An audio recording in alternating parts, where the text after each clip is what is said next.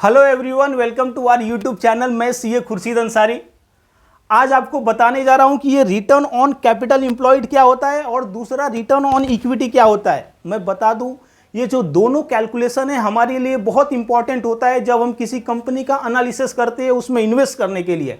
क्यों ऐसा? क्योंकि ये जो रिटर्न ऑन कैपिटल एम्प्लॉयड है वो ये बताता है कि जो कंपनी में पूरा पैसा एम्प्लॉयड है, जो कंपनी में पूरा पूंजी लगा हुआ है, वो पूंजी पे कंपनी अच्छे से रिटर्न कमा पा रही है कि नहीं, वो पूंजी को, पैसे को, कैपिटल को कंपनी अच्छे से यूज कर पा रही है या नहीं। ये कैसे मालूम पड़ेगा? तो ये जो रिटर्न आएगा, जो परसेंटेज ऑफ रिटर्न आएगा, हम इसको कंपेयर करेंगे। किससे कंपेयर करेंगे? इंडस्ट्रीज के एवरेज से कंपेयर कर सकते हैं, एंड देन जो कॉम्पिटिटर्स है उससे कंपेयर कर सकते हैं। ओके, दूसरी साइड ये रिटर्न ऑन इक्विटी होता है। ये क्या बोलता है? कि ये बोलता है देखो साहब, कंपनी में दो लोग का पैसा लगा रहता है। एक तो डेट होल्डर्स का, जैसे कि बैंक ने कंपनी को लोन दिया है या डिवेंचर के थ्रू कंपनी ने पैसा उठाया है। ओके, और दूसरा इक्विटी होल्डर्स का। तो इक्विटी होल्डर्स मालिक होते हैं कंपनी के। ओके, सो जो इक्विटी शेयर होल्डर्स है उनको कितना कंपनी कमा करके दे पा रही है उसका कैलकुलेशन होता है रिटर्न ऑन इक्विटी के थ्रू। ओके, और जो नॉर्मली हम कंपनी में इन्वेस्ट करते हो कैसे करते हैं? तो इक्विटी शेयर्स के थ्रू ही तो करते हैं। तो इसीलिए ये दोनों रेशियो का कैलकुलेशन और इसका एनालिसिस हमारे लिए बहुत ही इंपॉर्टेंट बन जाता है। तो आगे बढ़ते हैं और ये दोनों रेशियो को बहुत ही अच्छे से समझ लेते हैं।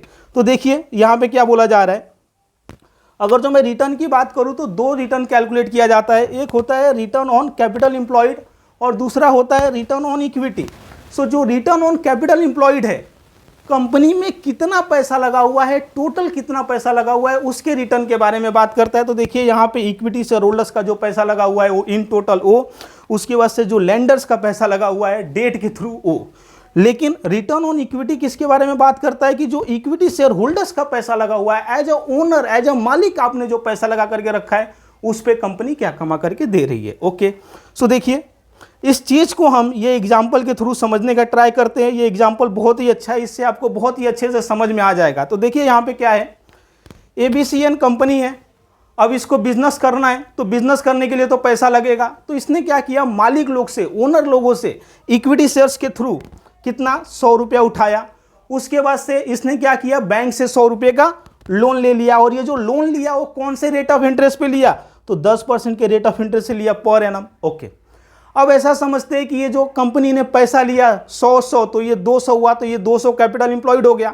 अब ये पैसे का यूज करके कंपनी ने पूरे साल में 150 का सेल किया। ओके, अब ये जो सेल किया इसके लिए कंपनी को खर्चे भी करना रहेगा। तो कंपनी ने मान लेते हैं 100 रुपये का एक्सपेंसेस किया। तो इन नेट कंपनी ने कितना कमाया? 50 रुपया कमाया। अभी देखो ये जो 50 रुपया कमाया है इसको हम क्या बोलते हैं? EBIT बोलते हैं, earning before interest and tax. क्यों? क्योंकि ना ही इसमें से कंपनी ने अभी डेट होल्डर्स को इंटरेस्ट दिया है और ना ही कंपनी ने इस पर टैक्स पे किया है। अब देखिए ये जो EBIT है, earning before interest and tax, इसमें से क्या होगा? सबसे पहले कंपनी जो डेट होल्डर्स है उनको पेमेंट करेगी, तो उनको तो फिक्स पेमेंट करना पड़ेगा। तो 100 रुपये का हमारे केस में लिया था इन लोगों ने लोन, तो 100 का 10% कितना होगा? 10 रुपया। तो 50 में से 10 रुपया किसको गया? ये बैंक वालों को गया, लेंडर्स को गया।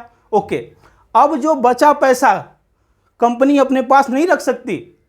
अभी क्या होएगा? गवर्नमेंट आएगा, गवर्नमेंट आके बोलेगा कंपनी जो तुमने नेट में 50 माइनस 10, तो जो 40 रुपया आपने कमाया है उस पर मुझे टैक्स चाहिए। सो इस तरह से कंपनी को टैक्स पे करना पड़ेगा। मान लेते हैं जो टैक्स का रेट है वो 30% है। तो अगर जो मैं 40 का 30% निकालूं तो 12 रुपया आता है।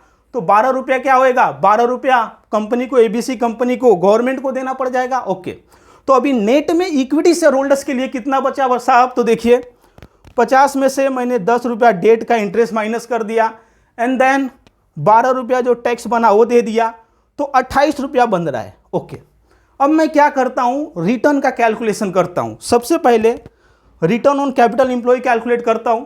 तो कैपिटल एम्प्लॉयड का कैलकुलेशन कैसे होता है रिटर्न का?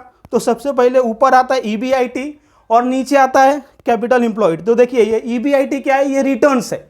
और कैपिटल एम्प्लॉयड क्या है? ये पैसा लगा हुआ है। तो इस तरह से देखा जाए कंपनी 25% कमाया किस पे? रिटर्न ऑन कैपिटल एम्प्लॉयड पे। ओके, मतलब क्या, जो पूरा कैपिटल एम्प्लॉयड था, जो पूरा कंपनी में पैसा लगा हुआ था, उस पे कंपनी ने 25% कमाया। और एक बात याद रखना, ये जो 25% कमाया ये बिफोर टैक्स है। ओके, दूसरी साइड अगर जो मैं रिटर्न ऑन इक्विटी की बात करूं तो इक्विटी शेयर होल्डर्स को कितना पैसा बचा हुआ था, तो बचा हुआ था 28 रुपया। ओके, और इक्विटी शेयर होल्डर्स का कितना पैसा लगा हुआ है कंपनी में, तो लगा हुआ है 100 रुपया। तो इस तरह से ये 28% आया। और आप एक ध्यान दो, ये जो 28 रुपया है ना, 28 रुपया, इसमें से टैक्स माइनस हो गया है और इसीलिए रिटर्न ऑन इक्विटी जो आया ये आफ्टर टैक्स आया। ओके, अगर जो मैं return on capital employed after tax calculate करूं तो ठीक है ना, जो मेरा 25% है उसमें से 30% टैक्स माइनस कर दो तो ये आता है 17.5%। अभी एक यहाँ पे सोचने वाली बात है साहब, और सोचने वाली बात क्या है कि जो कंपनी ने टोटल कैपिटल इंप्लॉयड पे आफ्टर टैक्स 17.5 कमाया, लेकिन इक्विटी शेयर होल्डर्स के फंड पे जो 100 रुपया है उस पे 28% कैसे कमा लिया, ये कैसे पॉसिबल हो गया साहब? तो ये इसके लिए पॉसिबल हुआ क्योंकि जो डेट होल्डर है ना, डेट होल्डर्स को एक फिक्स रिटर्न देना पड़ा ना, कंपनी को तो एक फिक्स अमाउंट देना पड़ा, और वो फिक्स अमाउंट कितना था, तो जो फिक्स अमाउंट था वो था 10%। तो जो पूरे कैपिटल पे कंपनी ने कमाया 100 रुपये के, जो डेट पे कमाया 10% माइनस करने के बाद जो बचा वो इक्विटी शेयर होल्डर्स को ही तो गया।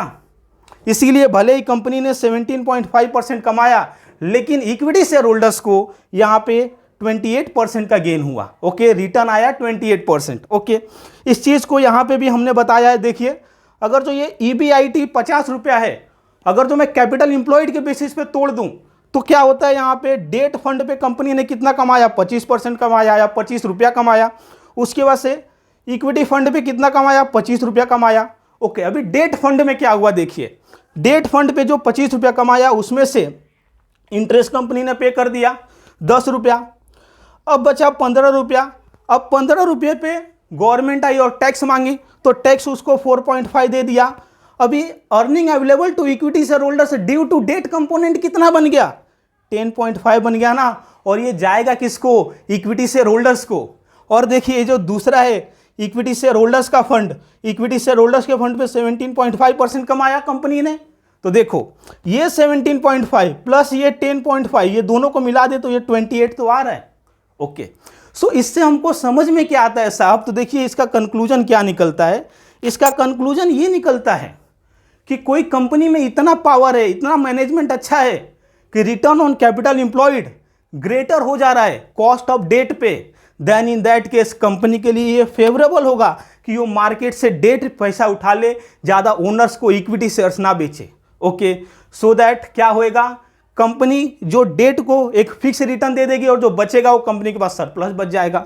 दूसरी साइड ऐसी कंपनियां जहां पे return on capital employed lower है compare to cost of debt के, वो ज़्यादा लोन लेने की कोशिश ना करे, अदरवाइज क्या होएगा, कंपनी कम कमाएगी और डेट होल्डर्स को फिक्स में देना पड़ जाएगा तो कंपनी डूब जाएगी। तो ये बहुत ही घातक होगा उस केस में। तो याद रखिएगा, ऐसे कंपनी जिसका return on capital employed greater है compare to cost of debt के, then in that case it would be favourable for the company to take the date.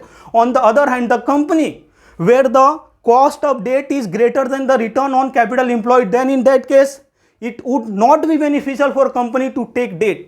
Okay, अभी देखिए आगे क्या बोला जा रहा है कि ये रिटर्न ऑन कैपिटल इंप्लॉयड का जो हमने कैलकुलेशन किया या फिर रिटर्न ऑन इक्विटी का कैलकुलेशन किया, हम अपने इन्वेस्टमेंट में इसको कैसे यूज करेंगे, अपने इन्वेस्टमेंट डिसीजन में इसको कैसे यूज करेंगे।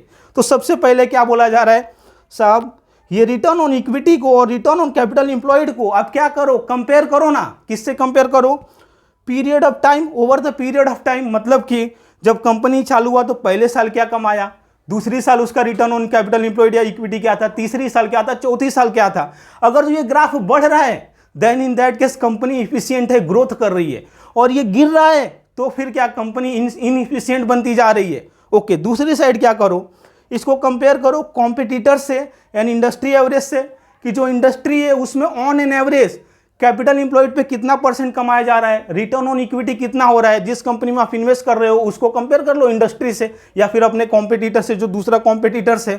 Okay, then high return on capital employed क्या इंडिकेट करता है कि जो कंपनी में पैसा लगा हुआ है उसका कंपनी अच्छे से यूज कर पा रही है पैसे का।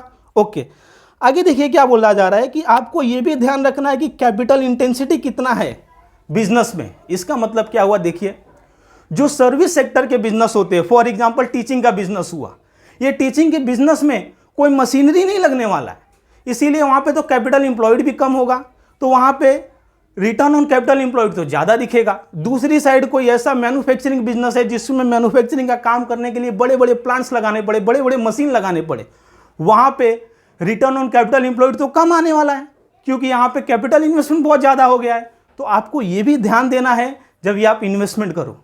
तो आशा करता हूँ आपको ये बहुत ही अच्छे से समझ में आया कि ये रिटर्न ऑन कैपिटल एम्प्लॉयड क्या होता है, रिटर्न ऑन इक्विटी क्या होता है। तो मिलते हैं अगले वीडियो में अगले टॉपिक के साथ। Thank you.